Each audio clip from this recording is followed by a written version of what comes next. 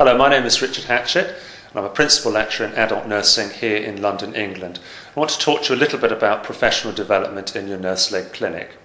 Now, the term professional development I like very much, as opposed, for example, to training or education, because it's about learning for our profession, but the important term is development, and that's about ongoing development. It's not about learning something once and never revisiting it. It's about reflecting and building on knowledge and competence, and that's very important in your nurse-led clinics.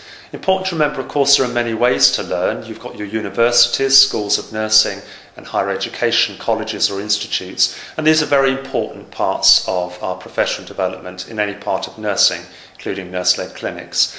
But they are always striving to close the practice theory gap, and they do this fairly well with mentors in practice or practice-based documents, etc.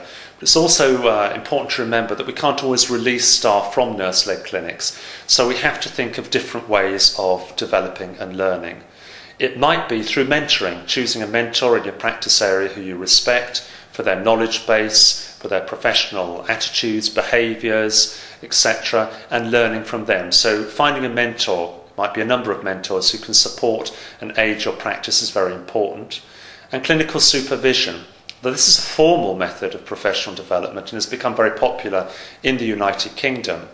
And in clinical supervision, you choose a supervisor who will help you to reflect on a number of events or incidents, many of these good things that have happened to you in practice, and that you need to break apart and understand why these went well, including some events where you feel that things perhaps could have gone a little better and that you might have some learning to do.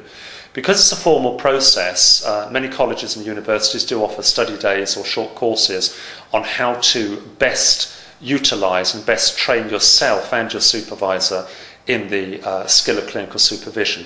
But also, if you're unable to access that, there are many books available on the skill of clinical supervision. But it's very useful to do that, particularly because it's about being in practice and it's about reflecting on real incidents that affect your practice.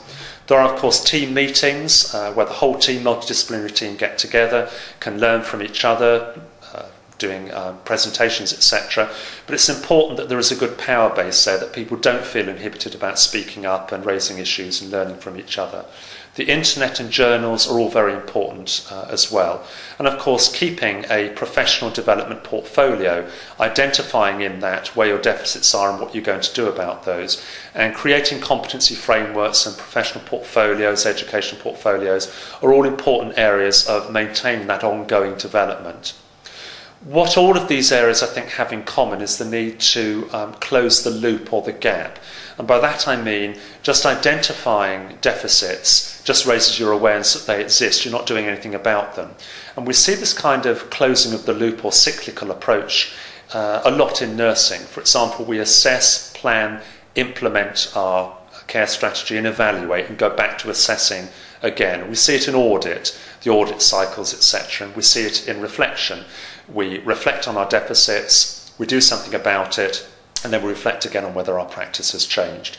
Without that closing of the loop, as I've said, professional development just isn't completed, and you're just frustrating yourself by raising awareness that there's something you ought to do about an area of your practice. Close the loop, and therefore I think professional development really comes into its own and can enhance your practice in your nurse-led clinic.